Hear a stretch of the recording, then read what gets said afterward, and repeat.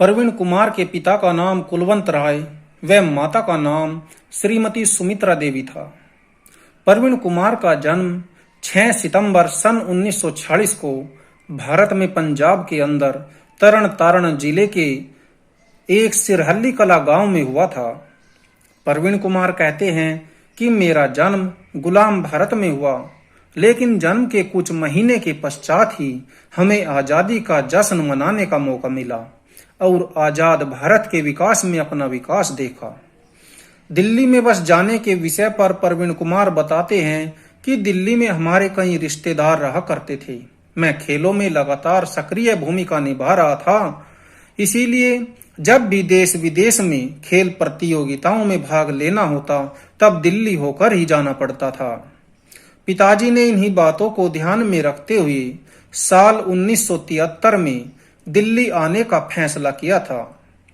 प्रवीण कुमार आगे कहते हैं कि मेरे लिए पंजाब से आकर दिल्ली में रहना बहुत मुश्किल था, क्योंकि पंजाब की यादें मुझे चैन से सोने नहीं देती थी। दिल्ली के बारे में प्रवीण कुमार कहते हैं कि दिल्ली बड़ा अच्छा शहर है, लेकिन बेरहम दिल्ली में किसी की जान की कोई कीमत नहीं है। यहाँ पर लोग मंदिर मस्जिद के नाम पर लाखों रुपए तो दान दे सकते हैं, लेकिन भूखों को रोटी नहीं दे सकते, प्यासे को पानी नहीं पिला सकते। इसीलिए मुझे दिल्ली से गांव अच्छे लगते हैं, क्योंकि वहां पर सादगी और मोहब्बत तो है। यही कारण है कि जब भी दिल्ली की तुलना गांव से होगी तब गांव ही हमेशा ऊपर रहेगा। प्रवीण कुमार के परिवार की बात करें तो उनके पिताजी के 4 भाई और 3 बहनें थी।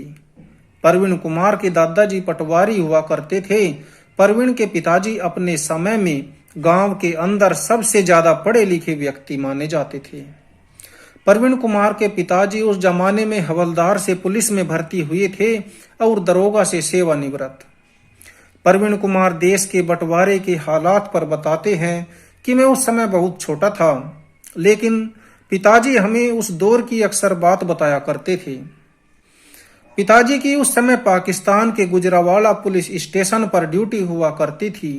प्रवीण कुमार आगे कहते हैं कि उस समय गुजरावाला से हिंदुस्तान के लिए शाम को चली आखिरी रेलगाड़ी में बैठकर के पिताजी हिंदुस्तान आ गए थे। उस समय चारों ओर कत्लेआम का मंजर था। इंसान इंसानियत को मार रहे थे।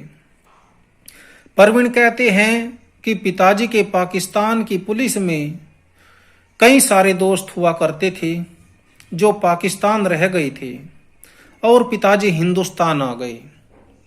आखिरी समय तक चिट्ठियों से पिताजी उनकी और वे पिताजी की खैर खबर लेते रहे।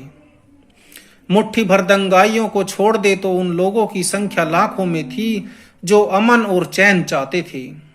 प्रवीण कुमार अपने पिता के बेहद करीब रहे। उनके साथ रहना उन्हें बहुत अच्छा लगता था। साल 2003 में प्रवीण के पिता श्री कुलवंत राय का स्वर्गवास हो गया था। अपने पिताजी की कमी प्रवीण कुमार को आज भी खलती है। प्रवीण कहते हैं कि बेटी भी दिल के करीब है जो बंबई में रहती है।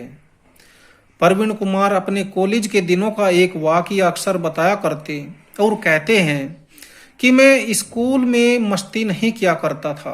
सारा ध्यान खेल के लिए संघर्ष पर ही केंद्रित रहता था।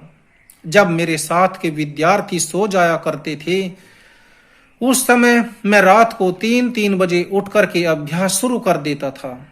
प्रवीण कुमार बताते हैं कि मैं कक्षा 8 में था। पहली बार हम स्कूल की ओर से अमृतसर में खेलने के लिए गए। साथ में दूसरे साथी खिलाड़ी भी थे।